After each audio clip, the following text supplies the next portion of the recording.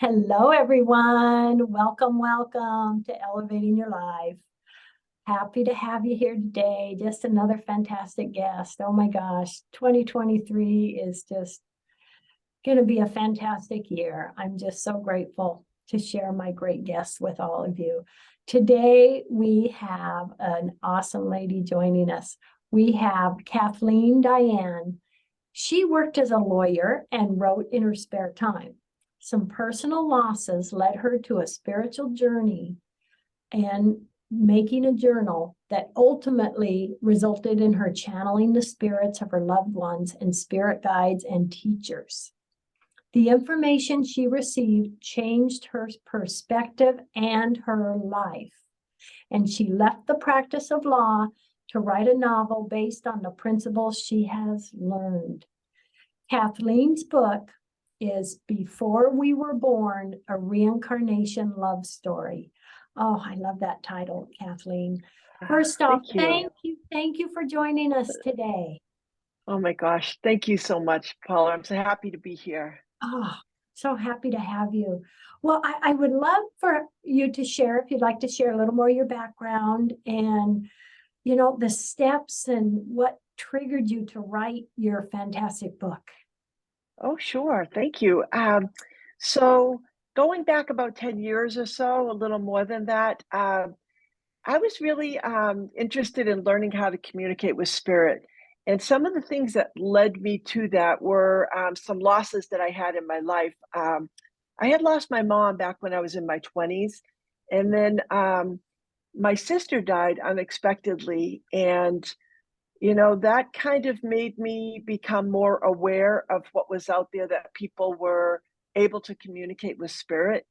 And this was during a time, so she passed back in 2001, so quite a while back. And people really didn't talk about mediumship much back then. I happened to get a little bit of information about the Spiritualist Church, which is a place where you can go. You don't have to belong to the church, but they have mediums there, and you can get a message from them if you're lucky and you're in the audience. And I got some really wonderful messages, which helped me to feel more connected. I did have this dream about my sister after she passed, and I think of this as my first real mediumship experience, even though I didn't realize at the time that I had any mediumship ability. So she had been passed for about three or 4 months maybe. And I had this dream that she came and she sat on the bed next to me, and she was holding my hand. And while she was talking to me, I could see I could see her face, I could see her eyes, I could see her talking, but I could also see the two of us talking to each other, kind of like from the whole parameter of the room. And she had two people standing behind her. I could see their figures, but I couldn't see their faces. I could just see this glow of light around them. And she was, sitting and telling me about, she left two children here. One of them is my godchild. She was 11 at the time. And she said, I want to ask you to stay close to my children. And she said, I want you to know that I have to go. She had to go someplace.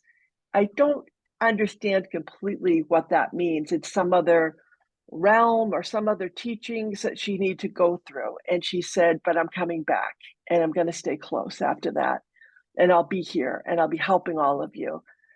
And she let go of my hand, and I watched as she went right through the wall, which is to the outside in my house. And then her two friends that were behind her walked out right behind her. And having this experience, I felt that she had made contact with me, and it lit a fire in me to know more.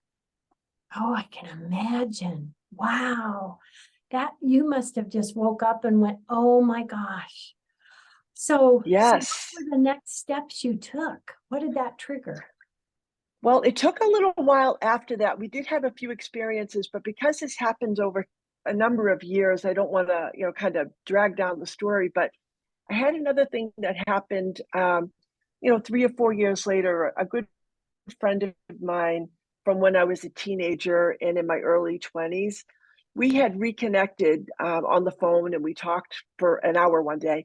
And 3 days later, he suddenly passed away. And I really was grieving him. And it surprised me because we hadn't been in touch for a number of years. And suddenly I realized like this was a real loss. And I started to feel him around me. I started to have the sense that he was in my home.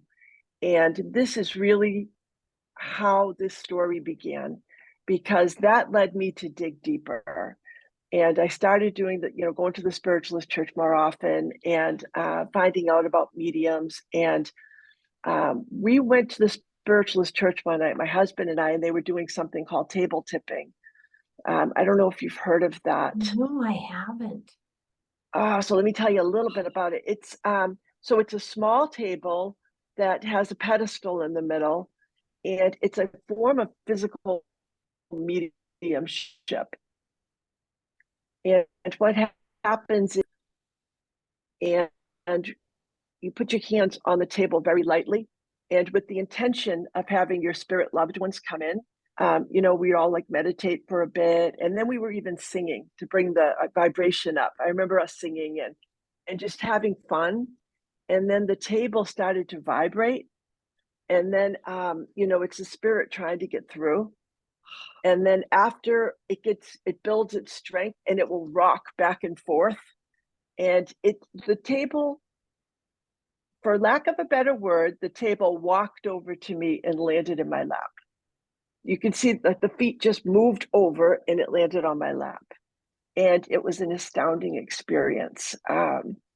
I had never seen anything like that before, that someone in spirit could move a physical object, but that's what was happening. And so once we all sort of settled down and the table moved back over to the middle, the pastor of the church was one of the people at our table.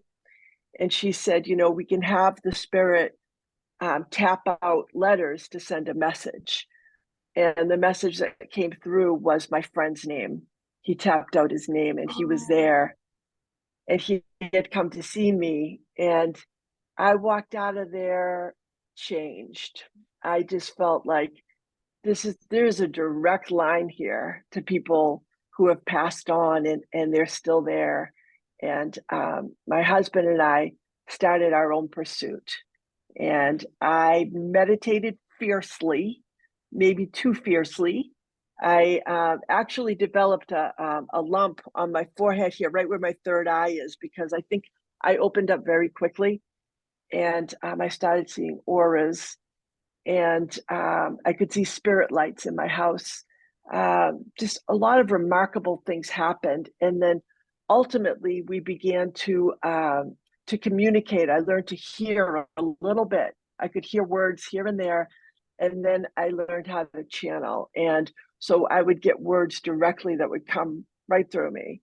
And we met, some of our guides and our teachers. We spoke with my mom was in spirit, my husband's dad is in spirit, and we were able to speak to them.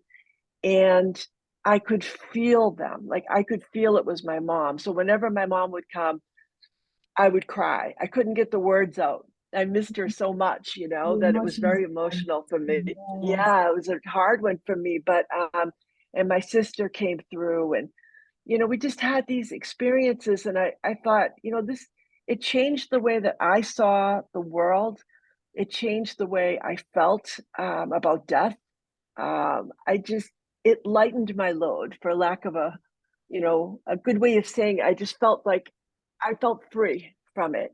And it was, I asked at the time, I remember asking like guides and saying, is this any of this, is it, secret information? Is it like they said, tell people, let them know. And I was a writer, and I said, I really want to write this. And they said, you should tell people about this. Let people know, because they're going to read it and it's going to resonate, and they're going to say, yeah, this feels right. Yeah, spread the word. Oh, spread the word. Yes, that's what you have done. So for someone out there who's listening that it really isn't familiar with channeling and what that is and how, how do you best describe that? I mean, and also, what would you say for like a first step for someone to take that may want to, try to channel or try to connect a bit and feel from someone? Because I believe it's so true. Our loved ones, when we lose them, they're still with us, just like the angels. Yes, they are. So I have a couple of things that I could suggest. First of all, meditation is the best way to quiet the mind. My mind gets in the way all the time. So that's my objective. When I sit to meditate, I need to quiet my mind. And when the mind is quieter, someone has an opportunity to come in and make themselves known in one way or another. So that's really important. I would suggest finding someone with experience to sort of help you guide you along your path, because I didn't really have that. I had a couple of teachers at the church that I was able to go to, and I'm very grateful for them. Um, but without that, it's really, experimental. And, for instance, when I mentioned that I had that lump on my forehead, it was because I was too excited. I was too exuberant. I was diving into this thing. I probably should have gone slower. It's, all's well that ends well. It's fine. But I would suggest having someone to sort of guide you along. And you can probably find a person like that in a spiritualist church or any place that you see mediums perform, like healing centers, places like that. Yeah, it really is amazing and just really changes a lot of your perspectives. It really does. Yes, yes, it does. What do you believe in, and how we can connect with, or that we have soulmates and partners and that? How is it that we make such huge, great connections with others in our lives? I mean, it's really a beautiful thing. You can meet someone and know someone and just feel like you're a piece of each other, that you're so close. What's your view on Absolutely. and soul families? Well, I was very interested in this when we were learning to communicate. So even before I started channeling, I was getting a lot of information about that.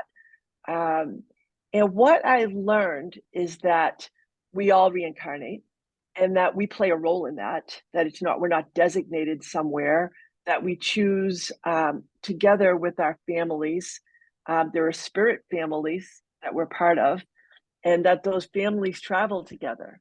And sometimes, we may not all come down at the same time or that kind of thing. It's like, but we have other people here with us. And sometimes we change up the roles, so you may have, I was told in one reading that my mom in this life was actually my child in a different lifetime. It was just, so we're experiencing each other in various ways, and we're learning to love in so many different ways. And I love that. I mean, that made me feel like, yeah, that really resonated with me, because, you know, I know that I still am connected, to my mom. And since then, my dad has passed, and my dad comes through and talks to me, and I can feel the different personalities when they're talking to me.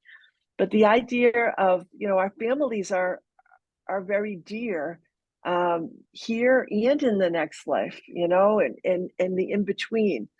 I really wanted to write about that. And in this book, I wrote them as romantic soulmates. And it's the book starts with these two souls making a decision about coming back to being born on Earth.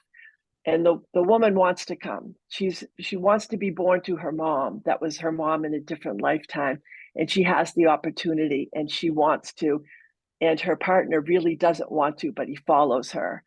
And so they're both born, and he chooses his mom, who is someone that he did not know from a past life, but she happened to live on the same street as his soulmate. And so he chose her because she was going to have a baby. And so he chose her, so he knew he'd be close enough to meet his soulmate again easily. And there's sort of a snag in the story because his mom is an alcoholic and a drug addict. And so he's born with fetal alcohol syndrome. He's born 3 months early, and he has a lot of challenges in life. And his partner, his soulmate, is born to a very loving family, and she's very, intellectually bright. And so, they have different lives, even though they live 2 houses away. Wow. And it really is amazing to think that, before we were born, we kind of make a choice where we're going to be born and Yeah. who will be involved. And myself, I really believe we get messages from, the angels, our loved ones, through things like feathers and, things we can Yes. see, signs. Just this morning, I had a white feather on my sleeve. I get those a lot. Oh, I love you. I love that. I mean, Somebody there's just so many checking in. Yes, somebody was checking in. And isn't that amazing? If, we just kind of stay aware and watch for those little signs, it can really be amazing what signals we can get from source, others, animals. I believe my pets are still with me. Oh yeah, for Us sure. pets, they don't leave us either. No, because they love you. Mm-hmm, mm-hmm. So it really is fantastic. It really is.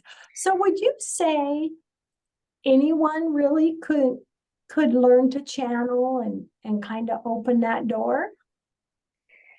I don't know this for sure. I mean, I can only tell you what my experience was, but I do think we all have ways of tapping in. I don't know if it's all the same. To tell you the truth, I had no intention of being a channel. I had no interest in it. I wanted to be a medium the way the people in the church were, who would just call on you and say, "Oh, I see your dad is with you and he's saying this." I can't do that. It's never worked for me. It's I think it's mental mediumship.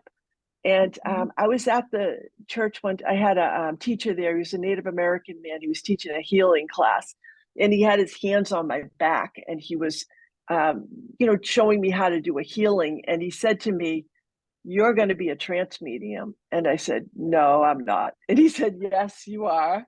And I really was like, no, I didn't have any interest in it. I didn't really know what it was, but it sounded frightening. And I What technically is am. that? Yeah, I've never heard that, Yeah. Kathleen. What Oh, is that? oh, well, that's real. It's like, have you heard of Edgar Casey?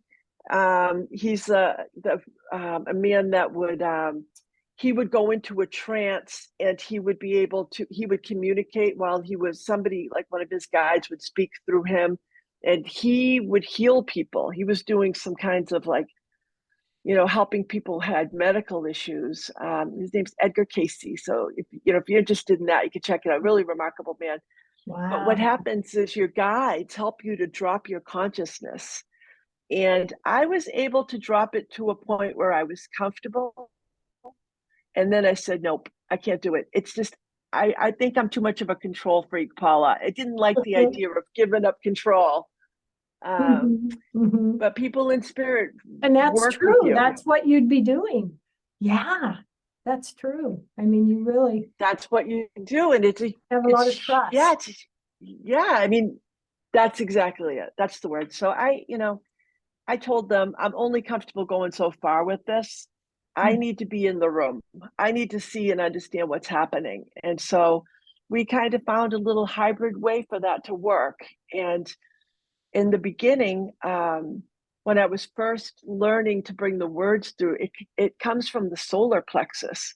So I would feel this feeling while we were communicating in my in my upper stomach, and I'd start to feel almost like I needed to throw up, which is a crass way of saying it, but it's true. And a word would come out, that I didn't think of. And that's how it first started. And then I started to anticipate the words beforehand. So I was able to say, oh, okay, this is who's here. And then they make my hands move for some reason when I communicate. There's a lot of energy. And then I will understand what the message is, will come in next. It's just, so I think everyone is probably unique in their abilities. That's my thought. Everybody's unique in their abilities and what they feel, what they see, and we all, I believe, can make a difference in really by what we believe or trust in and allow. Yeah, it's all so fascinating. It really is.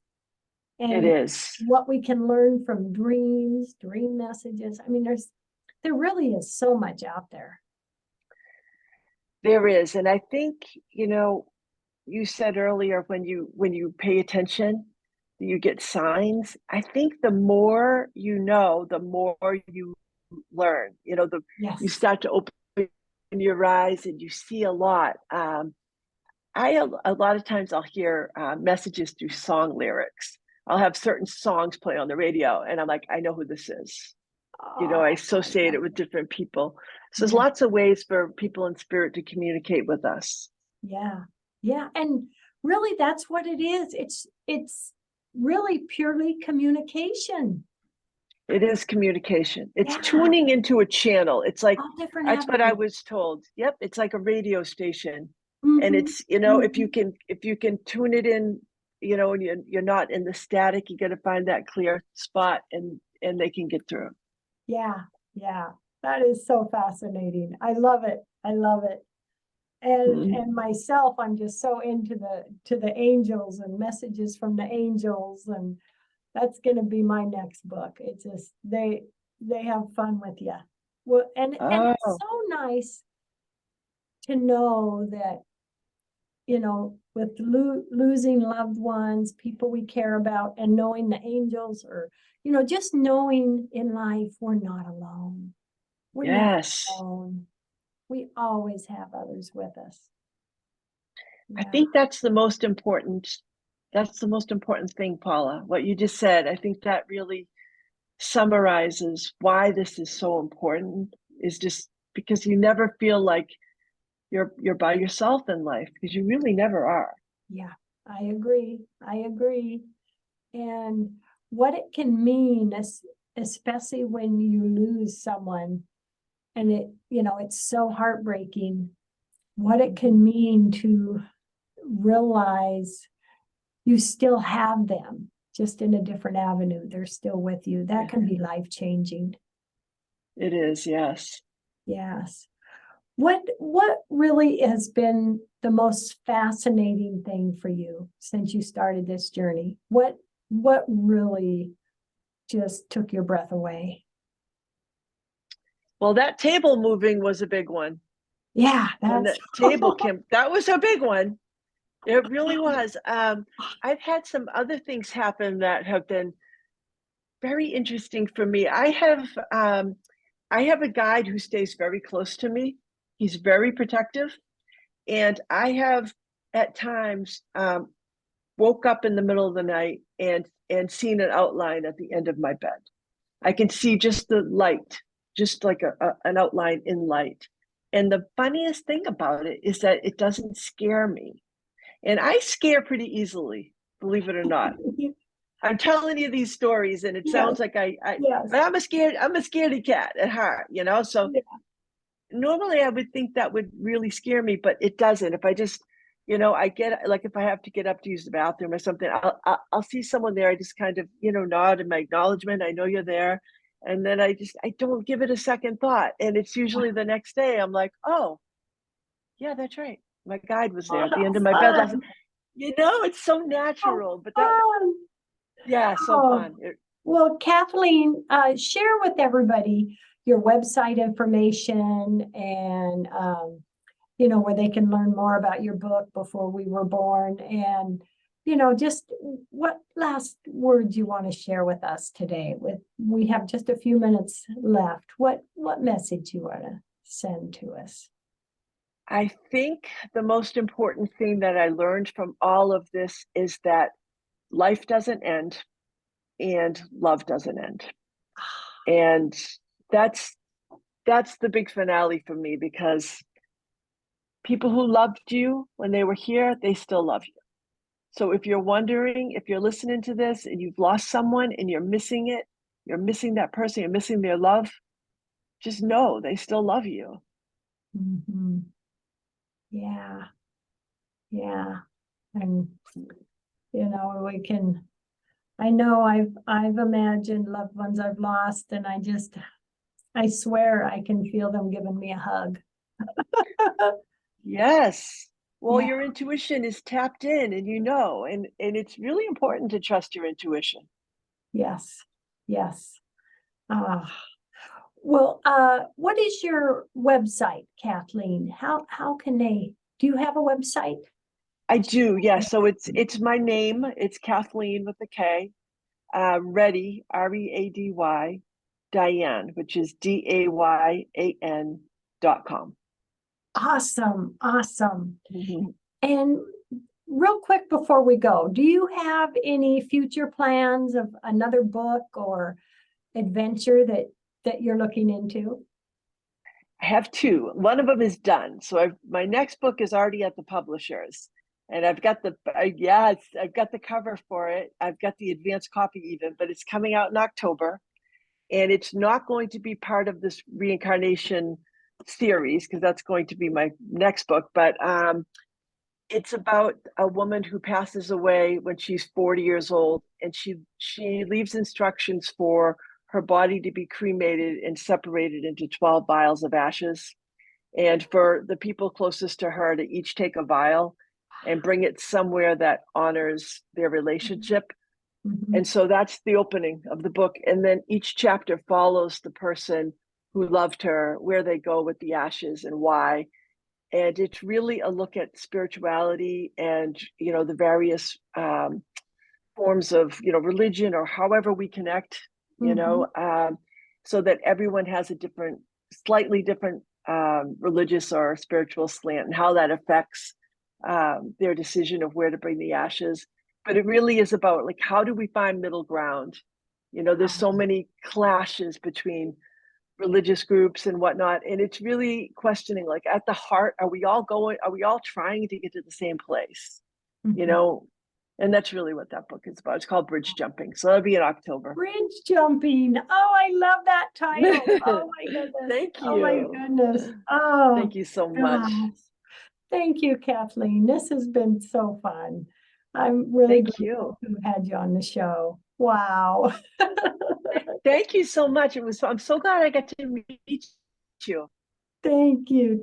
Everybody out there, love, hugs, and blessings. Have a fantastic day. Kathleen, love, hugs, and blessings. Have a fantastic day. Same to you. Thank you again. Thank you. Bye, Paula. Bye.